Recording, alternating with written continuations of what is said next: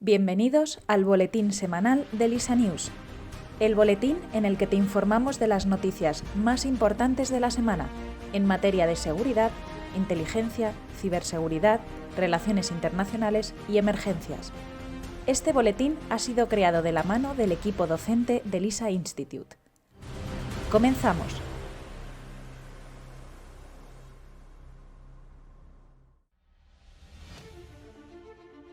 Seguridad internacional y geopolítica. Esta semana, Corea del Norte ha lanzado un misil balístico que ha sobrevolado Japón hasta caer en el Pacífico, haciendo saltar todas las alarmas en el país nipón y elevando la tensión en la región.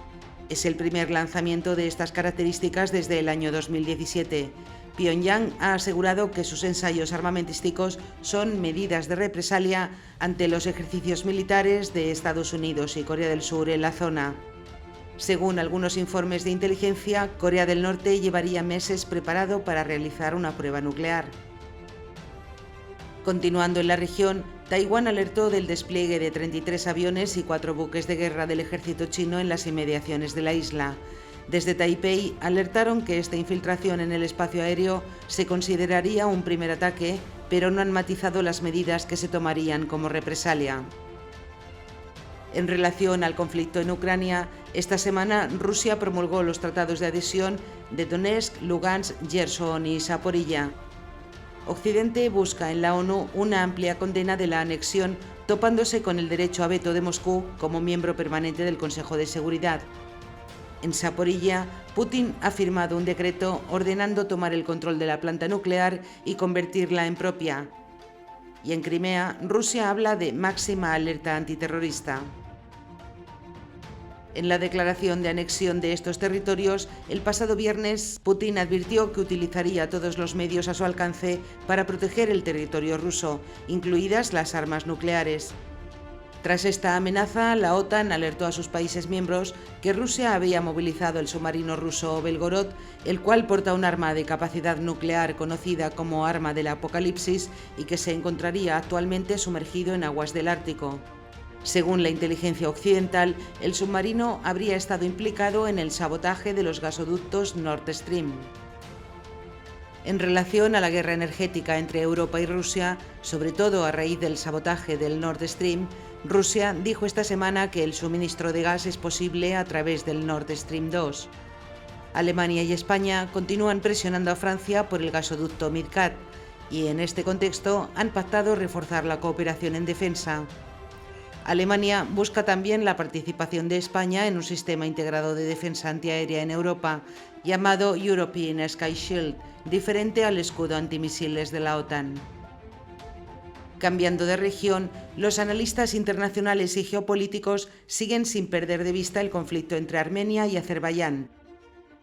Estas últimas semanas se han difundido vídeos de ejecuciones sumarias y violaciones a militares y prisioneros de guerra armenios.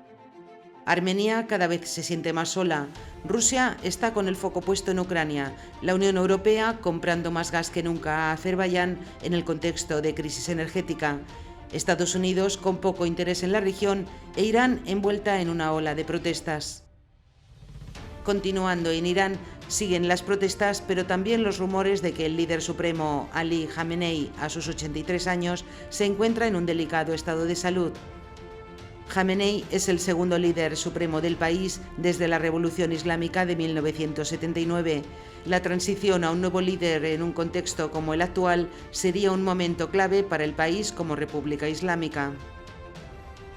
En África, destacamos el segundo golpe de Estado en un año en Burkina Faso.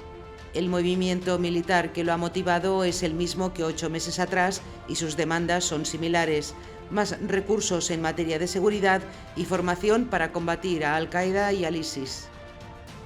Esta semana, la rama de Al-Qaeda en el Sahel reclamó la autoría del atentado de la semana pasada, considerado como uno de los catalizadores del golpe de Estado en el país africano. Otras noticias de la actualidad internacional que destacamos en LISA News son: Putin asciende al líder checheno Ramzan Kadyrov a coronel general, el tercer puesto más alto del escalafón militar ruso.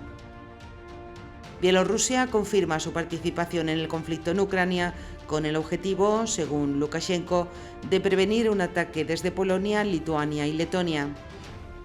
Polonia quiere unirse al Nuclear Sharing Program de la OTAN.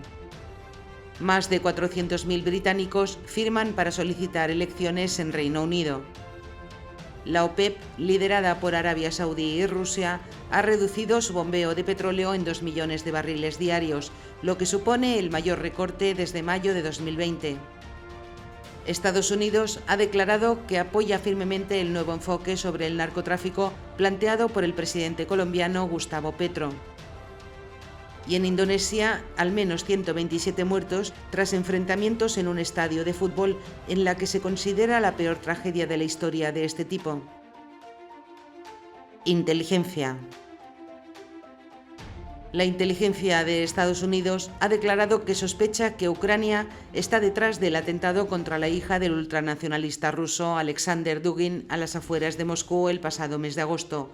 Según algunos analistas, esto podría suponer que Estados Unidos no controla totalmente a los ucranianos, que Washington teme una escalada incontrolada de operaciones de este tipo contra Rusia y, de ser cierta esta información, se sorprenden de la capacidad ucraniana en territorio ruso.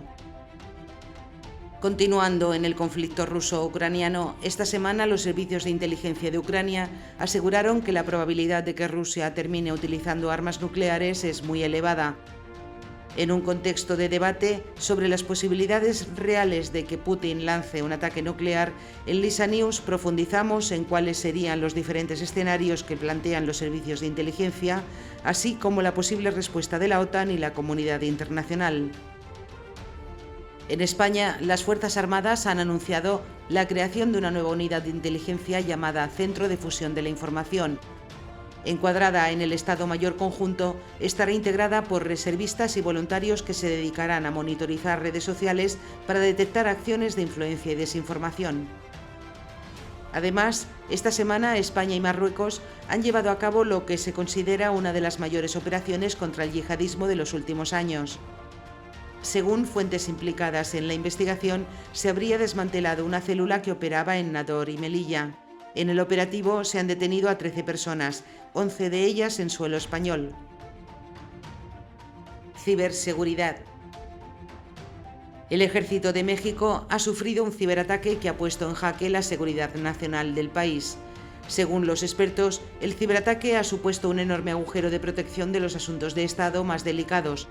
En concreto, se expusieron más de 4 millones de correos electrónicos en los que se encontraba información confidencial relacionada con la reacción de militares ante el enfrentamiento contra el cártel de Sinaloa en 2019 o datos sobre la salud del presidente mexicano Andrés López Obrador.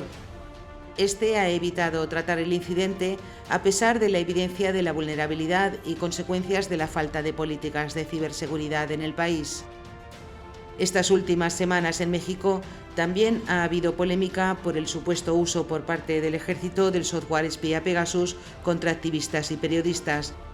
Según Obrador, únicamente se emplea para realizar labores de inteligencia y no de espionaje. En España, el Centro Nacional de Inteligencia ha renovado la que se considera su piedra angular de la ciberseguridad para blindarse de ciberataques rusos. De esta forma, lanzaron la cuarta versión de Reyes, el portal en el que los 267 organismos clave del Estado comparten información sobre las ciberamenazas. En Estados Unidos, agencias de inteligencia y ciberseguridad del país también revelaron que esta semana varios grupos de ciberdelincuentes, apoyados supuestamente por estados, habrían tratado de ciberatacar redes de defensa estadounidenses como parte de campañas de espionaje cibernético. Además, esta semana en Lisa News también te hemos explicado qué es el Virtual Looming. Te hemos ofrecido algunas claves y consejos para ciberinvestigar de forma segura y hemos analizado retos y medidas a aplicar por las instituciones públicas en materia de ciberseguridad. Y hasta aquí el resumen de las noticias de esta semana. Espero que haya sido de tu interés. Desde Lisa News te agradecemos tu atención y hasta el próximo boletín.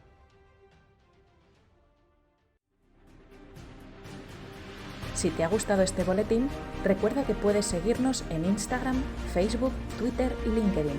donde publicamos a diario noticias y análisis de interés. Comparte este boletín con tu entorno y ayúdanos a seguir haciendo del mundo un lugar más seguro, justo y protegido.